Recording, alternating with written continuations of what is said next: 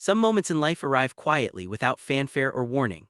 They slip through the door like evening shadows, settling into the corners of your world until suddenly you realize everything has changed.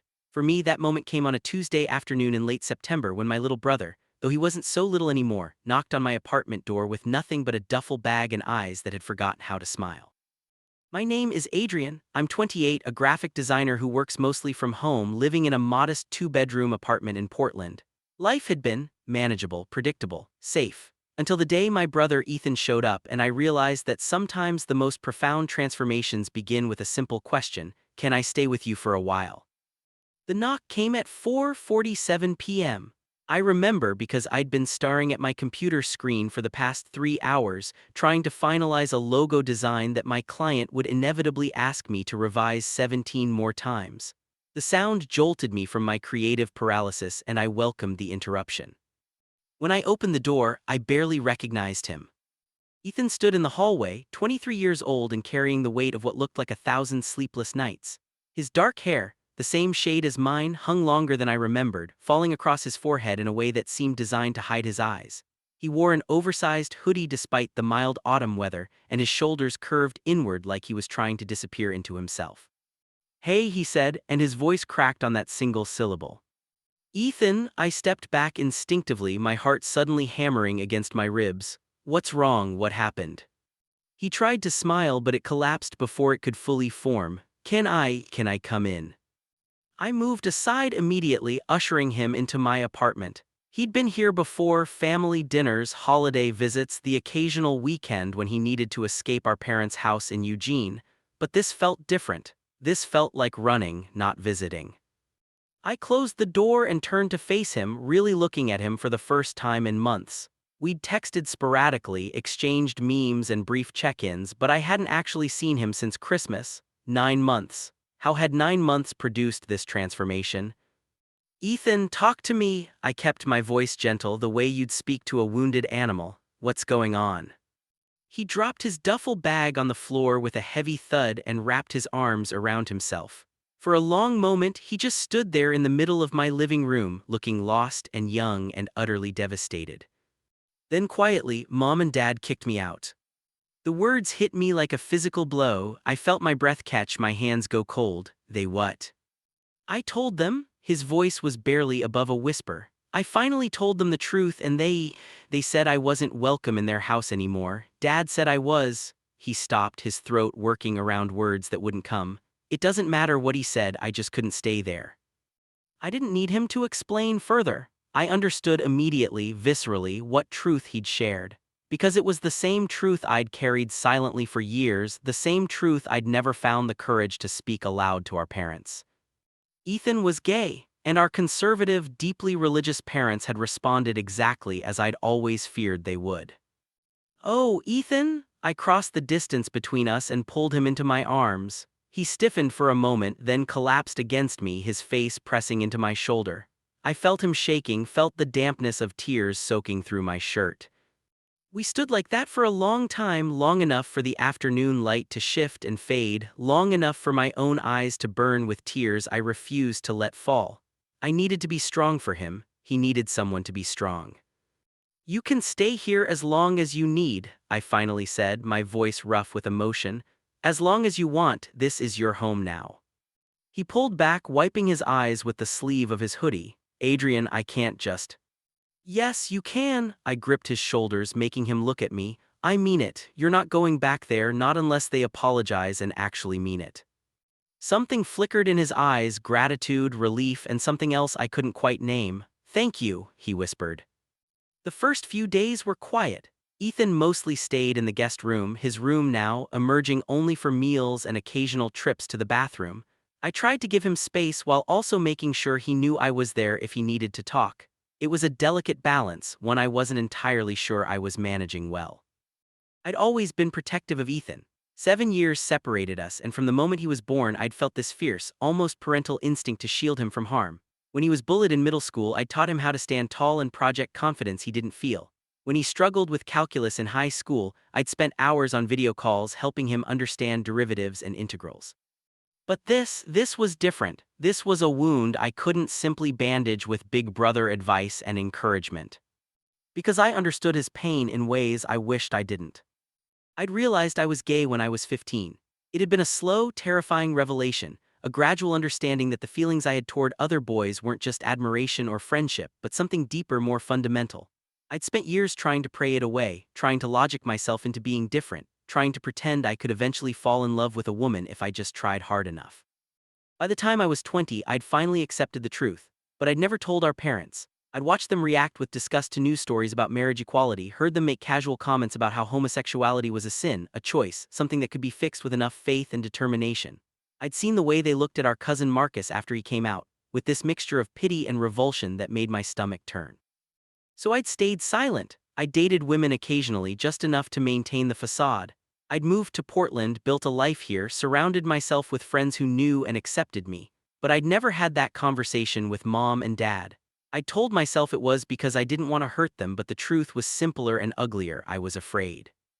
And now Ethan had done what I couldn't. He'd been brave enough to live authentically, and it had cost him everything.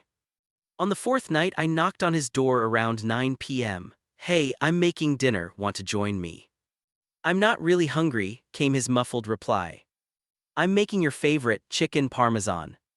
A pause, then "Okay, give me a minute." Small victories. He emerged 15 minutes later looking marginally more human. He'd showered and changed into clean clothes, sweatpants, and one of my old college t-shirts that I'd left in the guest room. It was too big on him, hanging loosely off his frame in a way that made him look both younger and somehow more fragile. We ate in relative silence, the kind that felt comfortable rather than awkward. I'd learned years ago that sometimes the best thing you can offer someone is simply presence, being there without demanding conversation or confession. "This is really good," Ethan said eventually, his voice hoarse from disuse. "Mom's recipe," I smiled slightly, ironically. He let out a sound that might have been a laugh or might have been a sob. "Yeah, ironically." I set down my fork and looked at him properly. "How are you doing, really?" Ethan stared at his plate for a long moment. "I don't know, I feel numb mostly, sometimes angry, sometimes like I want to drive back to Eugene and scream at them until they understand, but mostly just empty." "That's normal," I said quietly. "Grief isn't just for death, you're allowed to mourn this." "Are you?" He looked up at me and there was something sharp in his gaze. "Mourning this? What do you mean?" "You never told them either, did you?" His words were gentle but pointed. "About yourself." The air seemed to leave the room. I felt my heart rate spike, my palms go damp. We'd never discussed this, not directly. I'd assumed he knew, the way siblings sometimes just know things about each other without words, but we'd never put it into language. "Ethan." "It's okay," he shook his head quickly. "I'm not judging you, I get it, I really do, he took a shaky breath. "I was so scared, Adrian, for so long I was so scared of what would happen if I told them, but I couldn't keep pretending. I couldn't keep dating girls I had no interest in, couldn't keep lying at family dinners when they'd ask if I'd met anyone. I felt like I was suffocating." "I know," I whispered, "because I did. God, I did." "So I told them," his voice cracked. "I sat them down and I said, 'Mom, Dad, I'm gay,' and I watched their faces change. Watched Dad's expression go from confused to disgusted in about 3 seconds. Watched Mom start crying like I'd told her I was dying, and Dad said," he stopped, swallowing hard. "He said I was choosing sin over family, that I was breaking Mom's heart, that if I insisted on living this lifestyle, I couldn't live under his roof." "Jesus," I breathed. "Mom didn't say anything, she just sat there crying." I packed my stuff and neither of them tried to stop me. I drove straight here because I didn't know where else to go. I reached across the table and grabbed his hand. He gripped it tightly, his fingers cold and trembling. "You did the right thing," I told him fiercely. "You were brave and you were honest, and what they did is on them, not you. You understand that, right? Their reaction is their failure, not yours. Then why does it feel like I'm the one who lost everything?" I had no answer for that because he was right, he had lost everything. Family, home, the safety net he'd counted on his entire life. And for what? For the crime of being honest about who he was. "You didn't lose me," I finally said. "And I know that's not the same, but I'm here for as long as you need." Ethan's eyes filled with tears again, but this time they spilled over, tracking down his cheeks in silent streams. "I don't know how to do this," he whispered. "How to rebuild from nothing. You don't have to know yet, we'll figure it out together." The next few weeks settled into a routine. Ethan started looking for jobs, updating his resume, scrolling through apartment listings even though I'd insisted repeatedly that he could stay as long as he wanted. I continued my design work, but I found myself distracted, watching him when he wasn't looking. He was changing, slowly, gradually, like a plant turning toward the sun. He smiled more often, started venturing out of his room without prompting, began talking about his life before everything fell apart, his friends back in Eugene, his classes at the community college, the guy he'd been crushing on for months but never had the courage to approach. And I found myself changing too. Having Ethan here was like holding up a mirror to my own choices, my own fears. Every time he talked about coming out, about refusing to hide any more despite the cost, I felt something shift inside me, a restlessness, a dissatisfaction with the careful, cautious life I'd built. One evening, about 3 weeks after he'd arrived, we sat together on the couch watching a movie. It was some forgettable romantic comedy that neither of us was really paying attention to. I was acutely aware of his presence beside me, the warmth of his body, the sound of his breathing, the occasional brush of his arm against mine when he shifted position. "Adrian," he said suddenly. "Yes." "Can I ask you something personal?" I muted the TV, of course. He turned to face me, drawing one leg up onto the couch. "Have you ever been in love, like really in love?" The question surprised me. I thought about it, sifting through years of half-hearted relationships and casual encounters. "I don't think so," I admitted. "I've dated, obviously, but I don't think I've ever let myself get close enough to actually fall." "Why not?" "Fear, probably." I ran a hand through my hair. "Fear of getting hurt, fear of being seen. It's easier to keep people at arm's length." "Doesn't that get lonely?" Incredibly, the admission came out before I could stop it, raw and honest. But loneliness feels safer than vulnerability. Ethan was quiet for a moment, studying me with those dark, intelligent eyes. "That's really sad, Adrian." "Yeah," I agreed softly, "it is." "Do you want to change that, or are you content with how things are?" I looked at him, really looked at him. At 23, Ethan had more courage in his little finger than I'd managed to accumulate in 28 years. He'd lost everything and was still here, still fighting, still refusing to diminish himself to make other people comfortable. "I want to change," I heard myself say. "I'm just not sure I know how." He smiled then, small and sad and somehow hopeful. "Maybe we can figure it out together." And in that moment, something shifted between us. A recognition, an understanding, a connection that felt both terrifying and inevitable. I had offered him a home, a safe place to land. But what neither of us realized yet was that he was offering me something far more precious, the courage to finally become myself. The apartment transformed over the following weeks. What had once been my solitary, carefully controlled space became something warmer, messier, more alive. Ethan's presence changed everything, his music playing from the guest room, his books stacked on the coffee table, his laughter filling the kitchen during our increasingly elaborate dinner preparations. We fell into a rhythm that felt natural, almost domestic. Morning coffee together before I started work. Evenings spent cooking, watching movies, talking late into the night about everything and nothing. He told me about his dreams of becoming a teacher, about his love for literature and poetry, about the life he'd imagined before everything imploded. And I found myself sharing things I'd never told anyone, about the loneliness of keeping secrets, about the relationships I'd sabotaged because I was too afraid to be truly seen, about the version of myself I'd always wanted to be but never quite had the courage to embody. "You're different than I remembered," Ethan said one night. We were on the couch again, our usual spot, with mugs of tea cooling on the table beside us. "Different how?" "More." He searched for the word. "Open, I guess. When we were younger, you always seemed so put together, like you had everything figured out, but now I'm seeing all these cracks in the facade, and honestly, it makes me like you more." I laughed, surprised by the honesty, glad my existential crisis is endearing. "That's not what I meant." He set down his mug and turned to face me fully. "I just mean, it's nice to see you as a real person, not just my perfect older brother who always has the right answer." "I never had the right answers, Ethan. I was just better at pretending." "Maybe, but you're not pretending now." He was right. Something about having him here, about sharing space with someone who knew my truth without judgment, had stripped away layers of protection I'd been carrying for years. I felt exposed, but also, strangely, more myself than I'd been in a long time.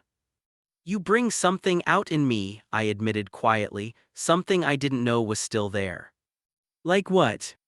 "Hope, maybe, the possibility that life doesn't have to be this carefully managed performance, that I could actually—" I trailed off, uncertain how to finish the thought. "Live authentically," Ethan supplied, a slight smile playing at his lips. "Yeah, that." He reached over and squeezed my hand briefly, a gesture that was becoming increasingly common between us.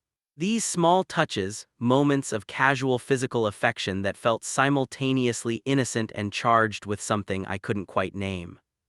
I told myself it was just brotherly closeness, that after years of emotional distance, we were finally building the relationship we should have had all along. But deep down, I knew I was lying to myself. The shift happened gradually, then all at once. It was mid-October when I first noticed the way my breath caught when Ethan walked into a room. The way I found excuses to be near him, to touch his shoulder in passing, to sit just a little closer than necessary. The way my pulse quickened when he looked at me with those dark, knowing eyes.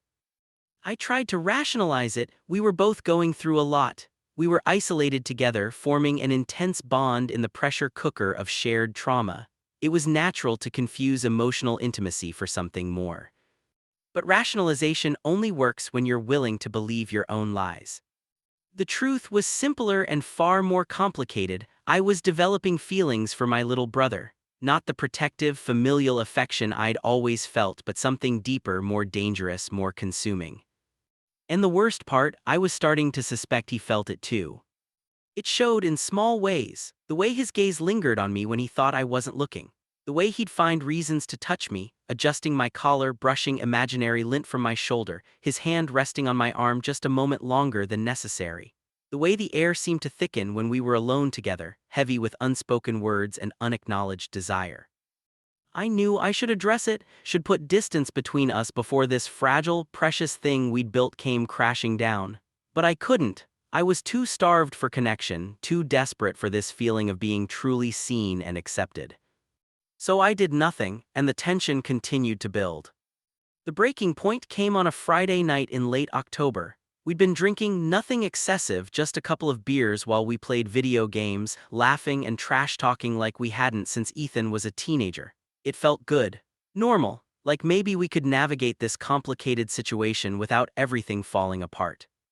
Then Ethan paused the game and turned to me, his expression suddenly serious. "Adrian, can I tell you something?" My heart rate immediately spiked, of course. He took a breath, seeming to gather courage.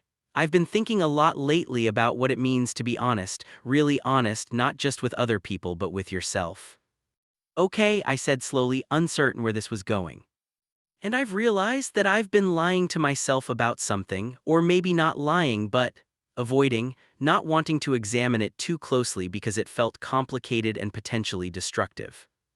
I set down my controller, giving him my full attention. "You can tell me anything, Ethan, you know that." "Do I?" He laughed, but there was no humor in it, "because what I'm about to say might change everything between us." "I doubt that's—" "I have feelings for you," he interrupted, the words tumbling out in a rush. "Real feelings, the kind that aren't appropriate between brothers, the kind that keep me awake at night wondering what it would be like to kiss you, to touch you too." He stopped, his face flushing. "God, I shouldn't be saying this, forget it, forget I said anything." He started to stand, but I caught his wrist, holding him in place.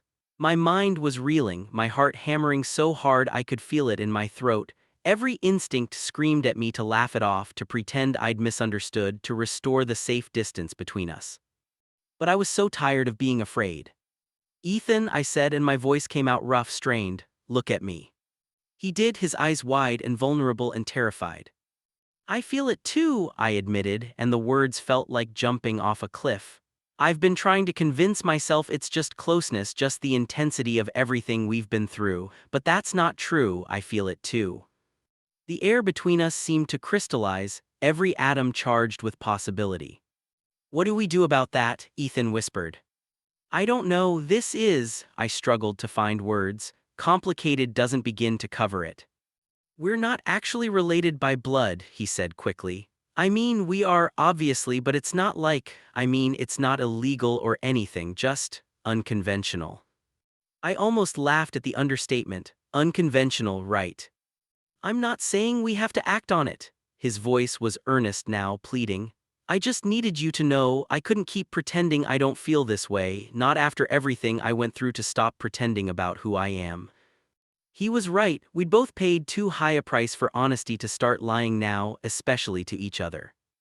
I was still holding his wrist and slowly, carefully, I pulled him closer. He came willingly, his eyes never leaving mine. We were inches apart now, close enough that I could feel the warmth of his breath, could count the flecks of gold in his dark eyes. We should talk about this, I said, even as my hand came up to cup his face. Figure out what it means, what we want, what the consequences might be. We should, Ethan agreed, his own hand settling on my chest right over my racing heart. We absolutely should. Neither of us moved. Then, in a voice barely above a whisper, but maybe we could talk about it later. I closed the distance between us. The kiss was gentle at first, tentative, questioning, giving both of us space to pull away if this was too much, too fast, too wrong. But then Ethan made a small sound in the back of his throat and his fingers curled into my shirt, and suddenly gentle wasn't enough. I pulled him closer, my hand sliding into his hair as the kiss deepened. He tasted like beer and something sweeter, something uniquely him. His body fit against mine perfectly, all lean muscle and sharp edges and warmth that seemed to seep into my bones. When we finally broke apart, we were both breathing hard. Ethan's lips were swollen, his cheeks flushed, his eyes dark with want. Wow, he breathed. Yeah, I agreed, because my brain had apparently forgotten how to form coherent sentences. We stared at each other for a long moment, the weight of what we'd just done settling over us like snow. So, Ethan said eventually, a nervous laugh escaping him, that happened. It did. I ran a hand through my hair, trying to organize my scattered thoughts. And now we really need to talk about it.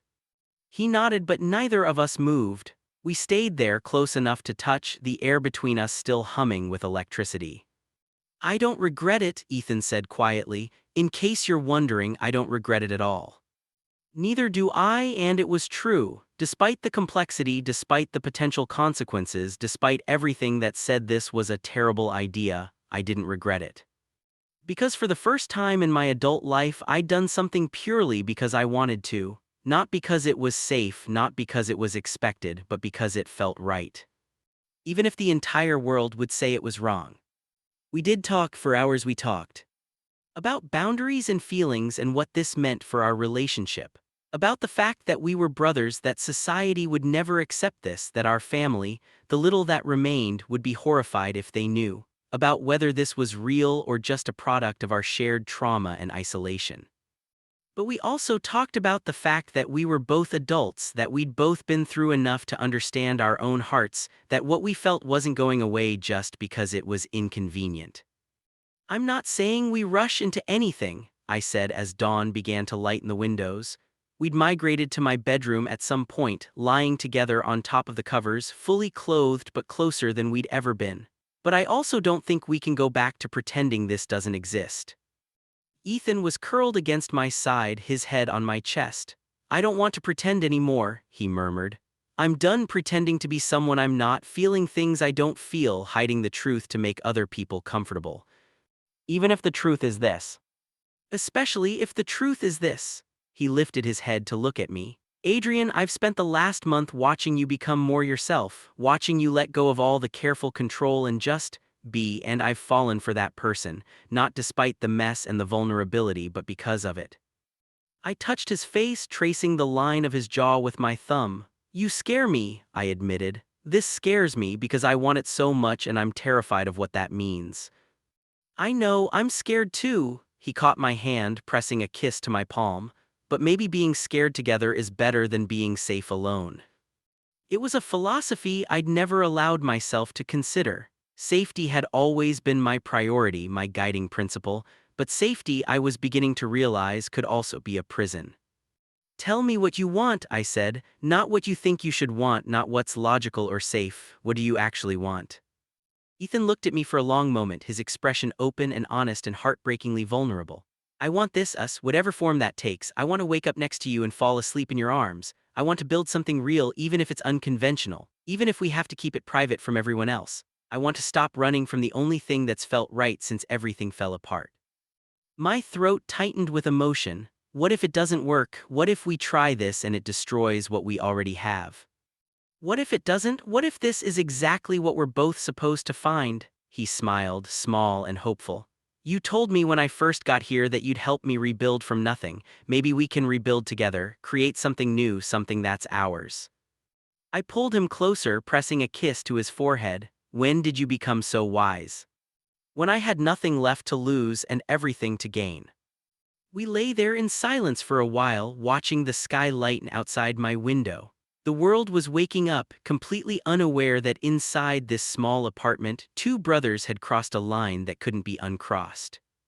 And somehow, that felt like the most honest thing either of us had ever done. So what happens now? Ethan asked eventually. I thought about it, about all the complications and consequences we'd be facing. About the fact that we'd have to hide this from most people, that we'd never have the kind of normal, public relationship most couples took for granted. About the judgment we'd face if anyone found out. But I also thought about the alternative, going back to the careful, lonely life I'd been living, letting fear dictate my choices. Watching Ethan eventually move out, move on, find someone else, while I wondered for the rest of my life what might have been. Now, I said, we take it one day at a time, we figure this out together, and we stop apologizing for wanting something that makes us happy. Ethan smiled, a real smile, the kind that reached his eyes and transformed his whole face. I can work with that. He kissed me then, soft and sweet and full of promise. And as the morning sun streamed through the windows, illuminating this new chapter of our lives, I realized that offering him a place to stay had indeed changed everything. Just not in the way I'd expected. End of Part 2. Part 3, Building Home. Runtime approximately 15-17 minutes. The next few weeks were a strange, beautiful dance of discovery. We moved carefully at first, testing the boundaries of this new relationship. Stolen kisses in the kitchen, hands intertwined while watching movies, falling asleep together more nights than not, finding comfort in the warmth of another body, the steady rhythm of another heartbeat. It felt simultaneously brand new and like coming home, like something we'd been moving toward our entire lives without realizing it.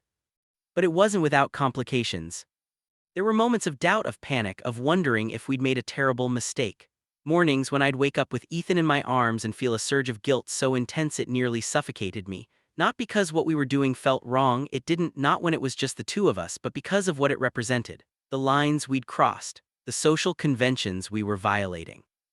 Ethan struggled too. I'd catch him staring off into space, his expression troubled, and I'd know he was thinking about our parents. About the family we'd lost, the acceptance we'd never have. About the fact that we'd gone from one form of hiding to another.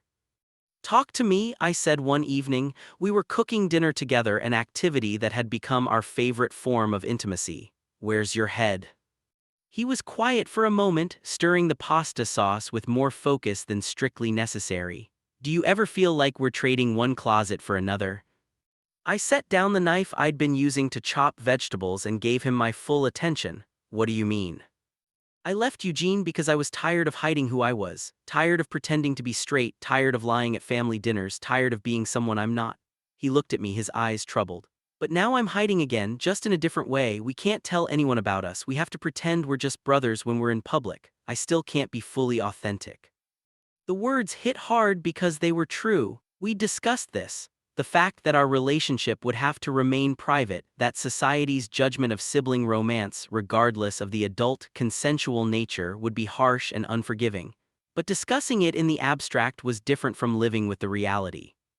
I moved to him, taking his hands in mine. You're right, and I'm sorry this isn't fair to you. It's not about fair, he squeezed my hands. I chose this, I want you, but I also want to be honest about the cost. So what do we do? I don't know, he laughed, but it was tinged with sadness.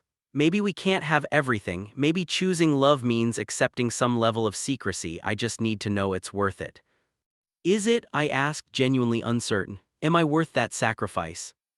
Ethan pulled me closer, resting his forehead against mine. You're worth everything, Adrian. That's what scares me, because I'd give up anything for this for us, and I'm not sure that's healthy. Or maybe, I said softly, it means we've found something rare, something worth protecting, even if that protection looks like privacy. That's a nice way of saying we're hiding. No, it's acknowledging that some things are sacred, that not everything needs to be public to be real. I pulled back enough to look him in the eyes. But if this is too hard, if the cost is too high, I need you to tell me. I'll always choose your well-being over my own wants. See, that's exactly why I love you. The words slipped out casually, then Ethan froze, his eyes going wide. I didn't mean to, I didn't plan to say that yet, I love you too, I interrupted and felt something in my chest simultaneously loosen and tighten. I have for a while now, I just didn't know if it was too soon or too complicated or… He kissed me, cutting off my rambling. When we broke apart, he was smiling. It's not too soon, and it's definitely complicated, but it's also true. We stood there in my kitchen, the pasta sauce forgotten on the stove, holding each other like lifelines. And I realized that Ethan was right, there was a cost to this love, but there was also an unbearable cost to living without it. We just had to decide which price we were willing to pay. The answer came from an unexpected source. It was early November when Ethan reconnected with his friend Sarah from Eugene. She'd been texting him since he left, trying to maintain the friendship despite his parents' attempts to isolate him from his old life. Over coffee one afternoon, Ethan had finally opened up to her about everything, the disownment, living with me, and eventually, carefully, about our relationship. I'd been terrified when he told me, terrified that Sarah would be disgusted, that she'd spread the word, that we'd face consequences we weren't prepared for. Instead, Sarah surprised us both. She wants to meet you, Ethan said when he got home from that coffee date. His eyes were bright, almost feverish with relief. She wants to meet you properly, knowing the truth. What did she say when you told her about us? She said, he sat down heavily on the couch. She said that love is complicated and messy and rarely looks the way society expects it to. She said she's watched you transform me from a broken, traumatized kid into someone who's learning to be happy again. And she said that anyone who could do that deserves her respect, regardless of the circumstances. I felt something loosen in my chest, a tension I hadn't fully realized I'd been carrying. She really said that? More or less, Ethan smiled. She also said that she studied enough psychology and sociology to know that conventional morality is largely arbitrary and that as long as we're both adults making informed choices, it's no one else's business. I like Sarah, I decided. Me too, he reached for my hand. Adrian, I think maybe we don't have to be completely alone in this. Maybe there are people who would understand, who wouldn't judge. Maybe, I agreed cautiously, but we'd have to be careful about who we tell. I know, I'm not suggesting we take out a billboard or anything, he squeezed my hand, but maybe we could find our people, build a chosen family that accepts us as we are. It was a beautiful idea, naive perhaps, but beautiful nonetheless. Meeting Sarah felt like a test we hadn't studied for. She came over for dinner on a Friday night in mid-November. I'd cooked enough food for 6 people because nervous cooking was apparently my default setting. Ethan kept rearranging things in the living room, unable to sit still. When the doorbell rang, we both jumped. Sarah turned out to be a petite woman with bright purple hair and an armful of tattoos. She hugged Ethan immediately, then turned to me with a warm smile. Adrian, I've heard so much about you. Hopefully good things, I managed, shaking her hand. The best things? She looked between us, her expression thoughtful. You two actually make sense together, you know, the way Ethan talks about you, the way you're looking at him right now, it's obvious. I felt my face heat. Is it that transparent? Only to someone who's looking. She settled onto the couch, completely at ease. And for what it's worth, I don't think you're doing anything wrong. Unconventional, yes, but not wrong.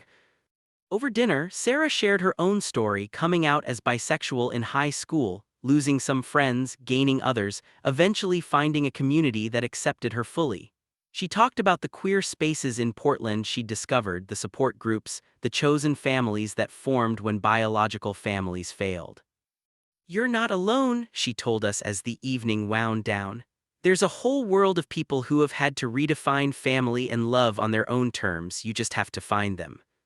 After she left, Ethan and I sat together in the quiet apartment, processing everything she'd said. Do you think she's right, Ethan asked, that we could find community?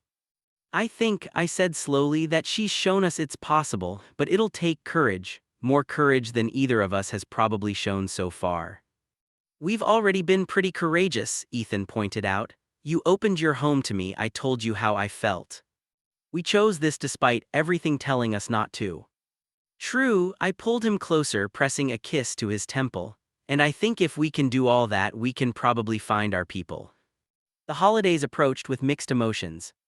Thanksgiving was quiet, just the two of us and Sarah cooking an elaborate meal and creating new traditions. There was grief in it, grief for the family dinners we'd never have again, but also something lighter, something that felt like freedom. As we were cleaning up after dinner, my phone rang. Mom's name flashed on the screen. Ethan saw it and went still. Are you going to answer? I stared at the phone, my heart pounding. I hadn't spoken to our parents since Ethan had arrived. Hadn't responded to their few attempts to reach me, unsure what I could say that wouldn't end in anger or heartbreak. Answer it, Sarah said quietly. You need to know where you stand. I picked up on the last ring. Hello. Adrian, Mom's voice was tight, strained. We need to talk about your brother. His name is Ethan. I kept my voice level with effort. And if you're calling to ask me to kick him out or convince him to change, you can save your breath. Adrian, please, we're worried about him. We just want to know he's safe. He's safe, he's with me and he's safe, more than he was with you. That's not fair. Isn't it? I felt anger rising, years of swallowed words suddenly demanding release. You kicked him out, Mom. Your son told you his truth and you responded by making him homeless. So no, I don't think it's unfair to say he's safer here. There was a long silence, then quietly, we're praying for him, praying he finds his way back to. Stop, the word came out sharper than intended. Stop praying for him to change and start praying for yourselves to find compassion. Ethan is gay, that's not going to change and it's not something that needs to be fixed. Adrian, surely you understand why we. I'm gay too, Mom. The words fell like stones into still water. I have been my whole life, I just never told you because I was afraid of exactly this reaction. The silence that followed was absolute. That's not, she struggled for words, you can't both be. We can, and we are. And if you can't accept that, if you can't love your sons for who they actually are rather than who you want us to be, then I guess we're done here. Adrian, wait. I hung up. My hands were shaking. Ethan was at my side immediately, pulling me into his arms. I collapsed against him, feeling something break open inside me, grief and relief mixed together, indistinguishable. I'm proud of you, he whispered, so proud. Sarah hugged us both, creating a circle of warmth and support. And I realized that this chosen family, this love that defied convention, was more real and solid than the biological family that had rejected us. December brought snow and decisions. Ethan got a job at a bookstore, started saving money, began talking about enrolling in college for the spring semester. He was rebuilding his life, piece by careful piece, and I watched with a mixture of pride and bittersweet awareness that eventually he'd be stable enough to not need me anymore. Hey, he said one night, catching me lost in thought, where'd you go? Just thinking. About the future, about what happens when you're ready to move forward with your life. Ethan shifted to face me fully. We were in bed, the space that had become our sanctuary, our refuge from the world's judgment. What do you think happens? I don't know, you'll go to school, build a career, maybe eventually meet someone who. Adrian, he put a finger to my lips, stopping the words. Do you really think I'm going to just move on from this, from you? I think you deserve the chance to explore other options, to not be limited by. By what? By the fact that I'm in love with my brother, he said it matter-of-factly, without shame. Adrian, I'm not with you because you're convenient or because I'm traumatized or because I don't have other options. I'm with you because you're what I want, the person I want. What about the future though, the complications, the fact that we can never have a normal? I don't want normal, Ethan interrupted. I want real, I want honest, I want someone who sees me completely and loves me anyway. That's you, that's us. I cupped his face in my hands. I'm terrified of holding you back, of being selfish. Then let me be selfish too, he leaned into my touch. Let me choose this, choose us, stop trying to protect me from my own decisions. You're really sure this is what you want? I've never been more sure of anything. I kissed him then, pouring everything I couldn't say into the contact, fear and hope and love and gratitude all tangled together. When we broke apart, Ethan smiled. Besides, where else would I find someone who makes chicken parmesan exactly like Mom used to? I laughed despite myself. That's your deciding factor. Among other things, his expression sobered. But seriously, Adrian, this year has been the hardest of my life. I lost my family, my home, my sense of who I thought I was, but I also found something I didn't know I was looking for. I found someone who makes me want to be braver, more honest, more myself. You did that on your own, I told him. You were already brave when you showed up at my door. Maybe, but you helped me stay brave. You helped me believe that losing everything could also mean gaining something better.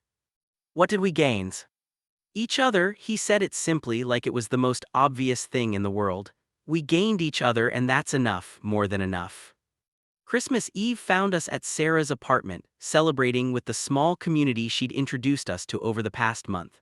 A collection of queer folks who'd all, in various ways, had to redefine family, who understood that sometimes love looks different than expected, that sometimes home is built rather than inherited. As midnight approached, Sarah raised a glass. To chosen family, she announced. To people who have had the courage to build lives that are authentic rather than acceptable, to finding love in unexpected places and having the bravery to hold on to it. Hear, hear echoed around the room. Ethan squeezed my hand under the table. I squeezed back. Later, walking home through snow-dusted streets, Ethan stopped suddenly. Adrian, look. He pointed up. The clouds had cleared, revealing a sky full of stars. Make a wish, he said, and there was something in his voice, playfulness mixed with sincerity. What should I wish for? I don't know, what do you want? I looked at him, at the snowflakes catching in his hair, at the joy and peace radiating from him. I thought about the scared, broken kid who'd shown up at my door 4 months ago, about the confident, beautiful man standing beside me now. I don't need to wish for anything, I said honestly. I already have everything I want. Sap, Ethan accused, but he was smiling. You're Sap, I corrected, pulling him close. He laughed, the sound echoing in the quiet street. Yeah, my Sap. June brought heat and new beginnings. Ethan had completed his first semester at Portland State, studying literature with plans to become a teacher. He'd moved most of his things into my bedroom, our bedroom now, and the guest room had been converted into a study space. We'd found a rhythm that worked, private about the romantic nature of our relationship, but open with our chosen family. We attended queer community events, made friends who understood that family came in many forms, built a life that felt authentic even if it couldn't be entirely public. My parents had reached out a few times, brief, stilted conversations where they asked about Ethan and avoided the larger issues. It wasn't acceptance, but it wasn't absolute rejection either. It was something in between, uncomfortable, fragile but present. Do you think they'll ever come around? Ethan asked one evening. We were on the couch, our usual spot, tangled together in the comfortable way of people who have learned each other's bodies. I don't know, I admitted. Part of me hopes so, but I've also made peace with the possibility that they won't. Me too, he pressed a kiss to my shoulder. It's sad, but it doesn't devastate me the way it used to. I think that's growth. Definitely growth, I ran my fingers through his hair. You've come so far, Ethan, I'm so proud of you. We've come so far, he corrected. You're different too, you know, more open, less afraid. He was right. Having Ethan in my life had forced me to confront all the ways I'd been hiding, not just my sexuality but my emotions, my vulnerabilities, my desires. He'd cracked me open and helped me rebuild into something stronger. Can I ask you something? Ethan said suddenly. Always. Do you ever regret it, any of this? I thought about it honestly. About the complications we'd faced, the judgment we'd had to shield ourselves from, the family we'd lost. About the fact that we'd have to navigate carefully for the rest of our lives, that we'd never have the easy, uncomplicated love most people took for granted. Not for a second, I said finally, not a single second. Ethan smiled, and it was like watching sunrise. Good, because I don't either. We stayed there as evening deepened into night, talking about everything and nothing. About his classes and my work. About Sarah's new girlfriend and the community garden project we were joining. About the ordinary, beautiful details of a life built on honesty and courage. And I realized that what I'd offered him that day in September, a place to stay, a safe harbor, had been returned to me 100-fold.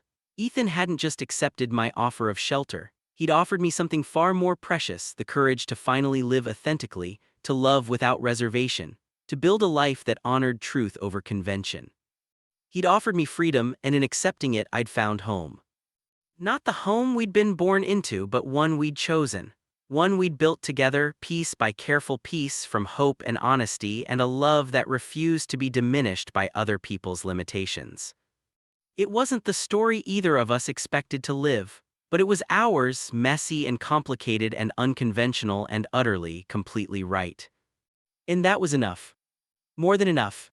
It was everything.